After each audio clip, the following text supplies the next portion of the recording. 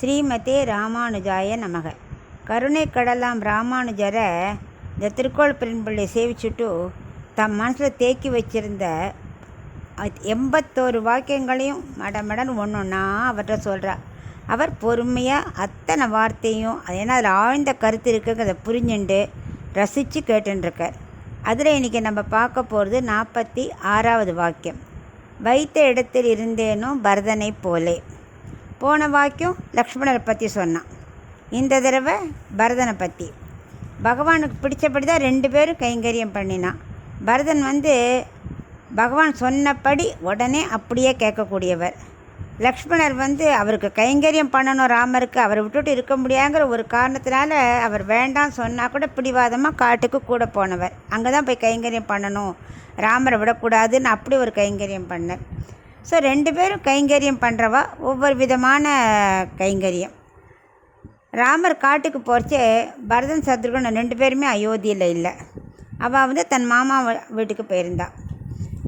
இவர் கைகேயிக்கு கொஞ்சம் ஜோசியம் தெரியும்.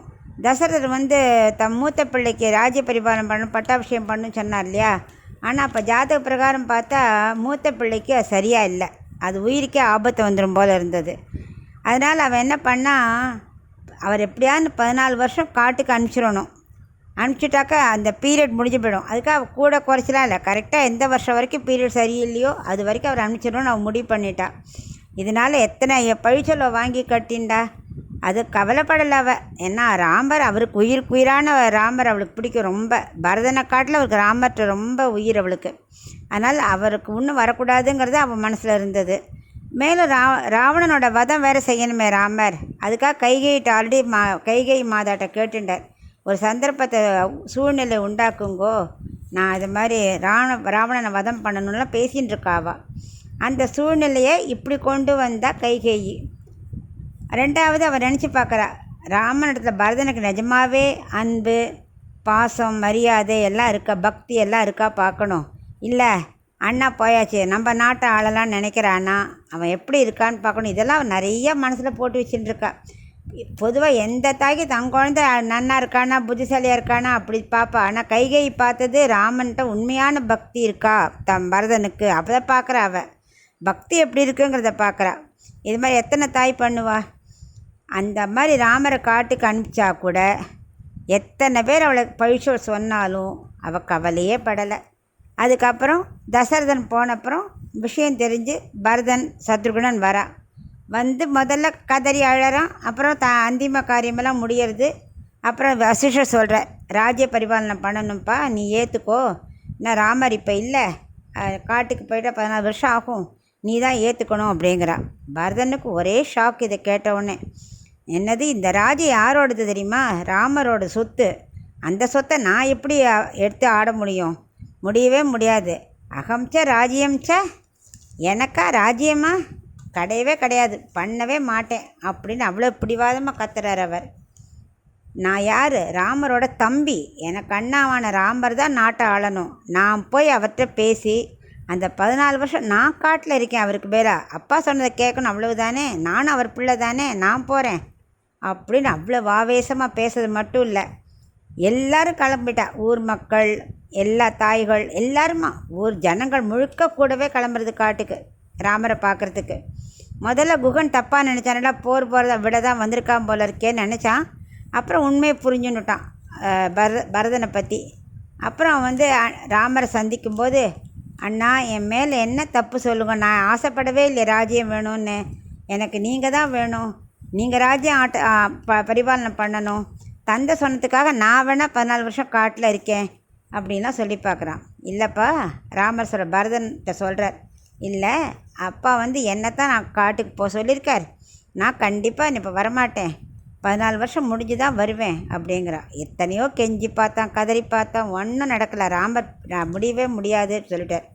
கடைசியில் அவர் என்ன பண்ணார், பரதன் அவனோட ராமரோட காலில் விழுந்து, உங்கள் பாதியை தாங்கோ, அதை வச்சுட்டு நான் இப்போ ராஜ்ய பரிபாலனம் பண்ணுறேன் அப்படின்னு அந்த பாதியை வாங்கிட்டார். ராமர் தன்னோட மணிப்பாதியை எடுத்து பரதன்கிட்ட கொடுத்தார். பரதன் அதை தன் தலை மேலே வச்சுண்டு ராமநாம சொல்லிண்டே நாட்டுக்கு வந்தான்.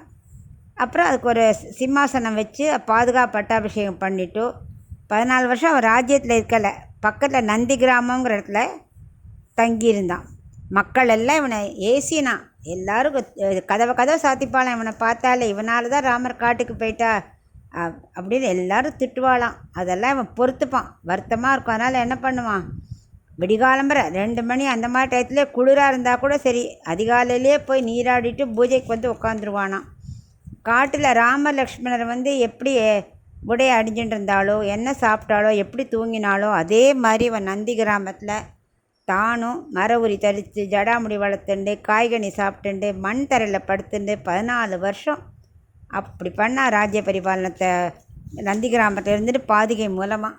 பாதுகை எடுத்துன்னு வரும்போது ராமர்கிட்ட சொன்ன பரதர், 14 வருஷம் இருப்பேன், அது முடிஞ்சு 1 நிமிஷம் லேட்டானா கூட நான் உயிர் தரிக்க மாட்டேன் அப்படின்னு சபதம் விட்டுட்டு வந்திருக்கான்.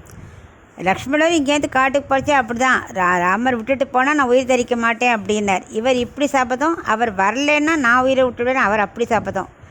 அப்படி ஒவ்வொருத்தரும் அந்த ராமருக்கு கைங்கரியம் பண்ணுறதுல அப்படி இருந்தால் எல்லோரும். அப்படிப்பட்ட பரதன் அது வசதி தான், ரெண்டும் வசதி தான். ஆனால் பரதன் என்ன பண்ணார்னா, இத்தனைக்கு நல்ல வசதி இருக்குது, ராஜ்யத்தில் ஆளலாம், நல்ல சாப்பாடு சாப்பிடலாம், நன்னா இருக்கலாம். அப்படி இருந்தும் கூட ராமரோட கட்டளைக்கு கட்டுப்பட்டு காட்டுக்கு போகாமல் வைத்த இடத்தில் இருந்தேனோன்னு என்ன ஒரு வைராக்கியமாக ராம பக்தியோட நந்தி கிராமத்தில் அண்ணா எப்படி இருக்காரோ அப்படியே வாழணும்னு அந்த ஒரு வைராக்கியத்தோடு வாழ்ந்தார். அது மாதிரி எல்லோரும் என்ன பண்ணணும், பகவான்கிட்ட நம்பிக்கை வைக்கணும், அவர் சொல்கிறபடி செய்யணும். இப்படி வச்சுட்டாலே நமக்கு இப்படி நிலைமை வந்துட்டேன்னா புலம்பக்கூடாது. எந்த நிலைமையாக இருந்தாலும் அதே இடத்துல அதை தியானிச்சுட்டு பகவான் நமக்கு ஒரு நாள் நல்லது பண்ணுவார் அப்படின்னு கண்டிப்பாக நம்பிக்கையோடு இருக்கணுங்கிறத மெயினாக அதில் தெரிஞ்சுக்கணும். அப்புறம் பரதன் ஒரு நாள் என்ன ஆச்சு, சத்ருகனுக்கு எக்கச்சக்க கோபம் வந்துடுதுன்னு கேள்விப்பட்டான். ஏன்னா அவர் ஆக்சுவலாக சத்ருகன் கோபம், பொறாமை, வஞ்சம், வெறுப்பு எல்லாம் வெறுத்த நகத்தை இல்லாமல் இருக்கிறவர் தான். அவருக்கே கோபம் வந்துடுத்தான். ஏன்னா அவருக்கு விஷயம் தெரிஞ்சு போச்சு, கூனியினால தான் இப்படி நடந்ததுன்னு. உடனே கூனியை கத்துறார். அந்த விஷயம் பரதனுக்கு தெரிஞ்சுன்னு அவர் சொல்கிறார். பரதன் சொல்கிறார், இல்லைப்பா நீ யாரையும் கோச்சிக்காத, யார் மேலே குத்தம் சொல்லு, கையை வரம் கேட்டதுனாலையா? இல்லை. கூனி அதை ஞாபகப்படுத்தினாலே அது குத்தமா? இல்லவே இல்லை. நம்ம தந்தை அந்த வரத்துக்கு வரம் ஓகேன்னு சொன்னாரே அது குத்தமா? இல்லைப்பா. அப்பா சொல்லிட்டாரேன்னு தந்தை மிக்க மந்திரம் இல்லைன்னு காட்டுக்கு போனாரே ராமர், அவர் மேலே குத்தமா? இல்லை. எல்லாத்துக்கும் குத்தம் என்ன தெரியுமா, என்னோடய கர்ம வினை தான், நான் தான் அதுக்கு காரணம், நானே தான் ஆயிடுகன்னு ஆண்டாள் சொன்ன மாதிரி எல்லாத்துக்கும் நான் தான் காரணம், குத்தத்தை தம்மேல ஏற்றுக்கிறார். எப்படிப்பட்ட பரதன், பழிபாவங்கள் என்ன வேணால் தான் சுமந்துக்க ரெடி. அந்த அளவுக்கு அவர் யார் மேலேயும் கோச்சிக்கலை, யார்கிட்டையும் வஞ்சனையே வச்சுக்கலை. நம்ம கர்மா நம்ம கழிச்சாகணும் அப்படின்னு அவர் பொறுமையாக அந்த வைத்த இடத்துல இருந்தேனோங்கிற மாதிரி அந்த இடத்துலையே இருக்கார். ஒத்தரையும் கோச்சிக்காமல் தன்னோட கர்மத்தை இங்கேருந்து கழிக்கணும், ராமர் வர வரைக்கும் நம்ம பொறுமையாக இருக்கணும்னு இருந்தார். 14 வருஷம் முடிஞ்சு திரும்பி வர இலங்கையிலேருந்து வரைச்சே பரத்வாஜ முனிவர் இங்கே தங்கிட்டு போங்க, சாப்பிட்டுட்டு போங்கன்னு ராமரை சொன்னார் இல்லையா? அப்போ அவருக்கு தெரியும் பரதன் 1 நிமிஷம் லேட்டானா கூட இருக்க மாட்டான், உயிர் தரிக்க மாட்டான்னு ஆஞ்சநேயர்கிட்ட சொல்கிறார். நீ போய் பாரு, ஏன்னா பரதன் 1 நிமிஷம் கூட நான் இல்லாமல் இருக்க மாட்டான். ஆனால் சப்போஸ் அவன் ராஜ்யத்தில் ஹாப்பியாக இருக்கான் அப்படி ஏதாவது தெரிஞ்சதுன்னா நீ அவனை பார்க்காத, லேசாக பாரு எப்படி இருக்குது சூழ்நிலைன்னு பாரு. அவன் சந்தோஷமாக இருந்தாலும் திரும்பி வந்துடும். நான் மறுபடியும் வனவாசம் போய் நான் சந்தோஷமாக இருக்கேன், எனக்கு தம்பியோட சந்தோஷம்தான் முக்கியம், அவன் அங்கே ஆளட்டும். இல்லை அவன் உயிர் விடுற மாதிரி சூழ்நிலை இருந்ததுன்னா நீ போய் தடுத்துரும், ராமன் வந்துட்டே இருக்கான் விஷயத்த சொல்லு அப்படின்னு சொல்லி அனுப்புகிறார். ஆஞ்சநேயர் அதே மாதிரி பார்த்தா பரதன் அதுக்குள்ளே அக்னி மூட்டியாச்சு, அது வலம் வந்துட்டுருக்கான். உடனே அவர் அங்கேருந்தே ராமர் வந்தாச்சு, பரத்வாஜ ஆசிரமத்துக்கிட்ட வந்தாச்சு அப்படின்னு அப்புறம் ஆஞ்சநேயர் பரதனை சமாதானப்படுத்துகிறார். அந்த அளவுக்கு அவருக்கு ராமர்னால் உயிர். சித்திரக்கூடத்தில் இருக்கும்போது கூட பரதன் ராமனை அழைச்சி போக வந்தான் இல்லையா? அப்போ வரத்துக்கு முன்னாடி எல்லா படைகளையும் பார்த்தோன்னே லக்ஷ்மணன் என்ன பண்ணால் மரத்தில் ஏறி பார்க்குறான், யார் இவ்வளோ படைகளோடு வராளேன்னு பார்த்தா பரதன். அயோத்தியா கொடி தெரிகிறது. ஓ, இங்கேயும் இருக்க விடாமல் சண்டை போட வந்துட்டான் போல் இருக்குன்னு உடனே கோபம் லக்ஷ்மணருக்கு. உடனே என்ன பண்ண, நான் சண்டை போட்டு அவன் விரட்டிட்டு வரேன்னு கிளம்புறார். அப்போ ராமர் சொல்ற, அவசரப்படாத, பரதன் அப்படிலாம் பண்ண மாட்டான், அவன் அப்படி வந்தான்னு என்கிட்ட வரட்டும், அவன் அப்படி அவன் என்ன சொல்கிறான்னு பார்ப்போம், அவன் அந்த எண்ணத்தில் வரமாட்டான். அப்படி வந்தான்னாக்க நான் என்னன்னு கேட்டுட்டோ நீ வேணால் உனக்கு தெரிஞ்சு போச்சு இப்போ எனக்கு உன்னோட எண்ணம். நீ வேணால் ராஜ்யத்துக்கு போ, நாட்டை ஆள், நான் பரதனோட காட்டுக்கு போகிறேன் அப்படிங்கிறா. நீ தப்பாக புரிஞ்சுன்னு இருக்க பரதனை, அவன் அப்படிலாம் பண்ண மாட்டான். ஆனால் அப்படி வரட்டும், அப்போ கேட்டுக்கலாம் அப்படிங்கிற. உடனே லக்ஷ்மணருக்கு அவ்வளோதான் ஒரே வருத்தம்.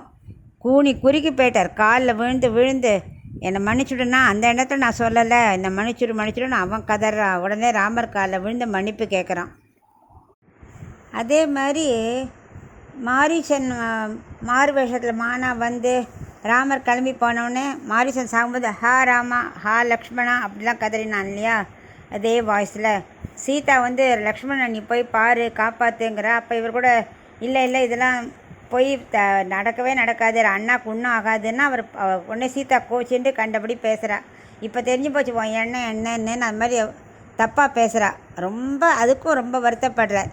நான் என்ன தப்பு பண்ணினேன்னு ராமர்கிட்ட அப்புறமா சொல்கிற ஒரு தடவை, நான் என்ன தப்பச்சாரம் பண்ணினேன், என்னை அது மாதிரி சீதாமா அப்படி என்ன சொல்லிட்டாளே அப்படிங்கிறா. அதுக்கு அவர் சொல்கிறார், இந்த டயத்தில் சொல்கிறார், ஆமாம் நீ பாகவத அபச்சாரம் பண்ணியிருக்க, யோசிச்சு பாரு. பரதன் வரைச்ச நீ என்ன பண்ண, அவன் சண்டை போட வரான்னு நீ சொல்லிவிட்டு நீ எப்படி பேசின, எவ்வளோ கோவப்பட்ட. அதுக்கு தான் இந்த மாதிரி இன்றைக்கி சீதாமா மூலமாக உனக்கு அப்படி சொல்லும்படி ஆக போச்சு. ஸோ பாகவத அபச்சாரம் பண்ணால் நமக்கு திரும்பி கண்டிப்பாக அது வந்து சேரும் அந்த பாவம் அப்படின்றான். உடனே மானசீகமாக பரதன்ட்ட மன்னிப்பு கேட்டுட்டானா. பட்டாபிஷேகம்லாம் ஆனப்புறம் எல்லோரும் வந்து எல்லோரும் நல்லா இருக்கும்போது அடிக்கடி பரதன் சொல்லுவானா லக்ஷ்மணன்ட்ட, நீ ரொம்ப கொடுத்து வச்சுருக்க, 14 வருஷமும் நீ அவரோட ராமா அண்ணாவோடே கூடவே இருந்தேன், என்ன பாக்கியம் உனக்கு. ஆமாம் அப்போ அங்கே என்னெல்லாம் நடந்தது அப்படின்னு அவர் கேட்பாராம். அப்புறம் கைகேயி சுமித்ரை கௌசல்யா எல்லாரும் கேட்பாளாம், சீதாவே கேட்பாளாம், 10 மாதம் பிரிஞ்சிருந்தேனே அப்போ என்னெல்லாம் நடந்ததுன்னு. இப்படி ஒவ்வொருத்தருக்கும் பொறுமையாக என்னெல்லாம் நடந்துன்னு சொல்லுவாராம். எல்லோரும் அப்படி ரசித்து கேட்பாளாம். அந்த பாக்கிய லக்ஷ்மணன் கிடச்சதேன்னு பரதன் சொல்லுவாராம். அப்புறம் அங்கே என்ன ஒரு ஆச்சரியன்னா, பெரிய வாச்சாம்பிள்ளை மாதிரி பெரிய மகான்களாம் சொல்லுவாராம், ஒரு வேர் இருக்கான், நாகதானி வேர்னு ஒரு வேர் இருக்கான். அது என்ன பண்ணுமா, அதோடய வாசனை வந்து பாம்புக்கு பிடிக்காதான். அதை வச்சுட்டு தான் எல்லோரும் காட்டுக்குள்ளேயே போவாளாம், அப்போ தான் பாம்பு தீண்டாதுன்னு. அதை போல் இந்த 4 பேருக்கு ஒரு ராஜ்யங்கிறதே ஒரு பாம்பு மாதிரி.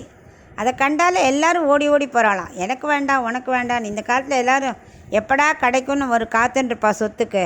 இவன் 4 பேர் ஒரே மாதிரி இருக்கிறது ரொம்ப ஆச்சரியன்னு பெரிய வாச்சாம்பிள்ளை வந்து சொல்லுவாராம் தன்னோட இதில். இதைத்தான் எல்லாத்தையும் யார்கிட்ட சொல்லின்னு இருக்கா திருக்கோளூர் பெண் பிள்ளை, வைத்த இடத்தில் இருந்தேனோ பரதனை போலேன்னு.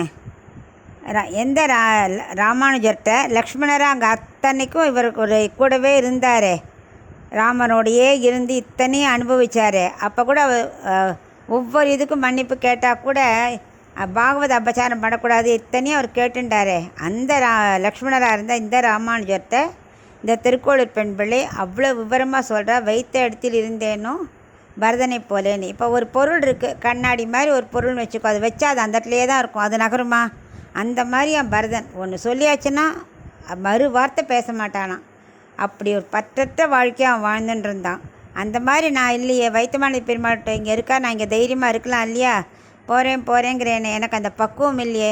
அவர் வச்சாட்ட இருந்த மாதிரி நானும் இங்கேயே இருந்திருக்கலாம் இல்லையா, என்னை பகவான் காப்பாற்ற மாட்டாரா, அந்த பக்குவம் என்கிட்ட இல்லையேன்னு அந்த பெண் பிள்ளை வருத்தப்படுறா. அதனால் நம்ம என்ன தெரிஞ்சுக்கணுன்னா, வாழ்க்கையில் எப்போவுமே போராட்டம் இருக்கத்தான் இருக்கும். அது தடையாக சுமையாக சுகமாங்கிறத நாம் தான் தீர்மானிக்கணும். பரதனை போல் எவ்வளோ பழி நம்ம மேலே வந்தாலும் சரியாக தாங்கிக்கிற பக்குவத்தை கற்றுக்கணும். பகவான் பார்த்துப்பார், அவருக்கு தெரியும் எனக்கு எப்போ என்னை எப்படி வாழ வைக்கணும்னு அந்த திருட நம்பிக்கையை வளர்த்துக்கணும். இதைத்தான் அந்த திருக்கோளூர் பெண்பள்ளி வாக்கியத்தில் நம்ம தெரிஞ்சுக்கணும்.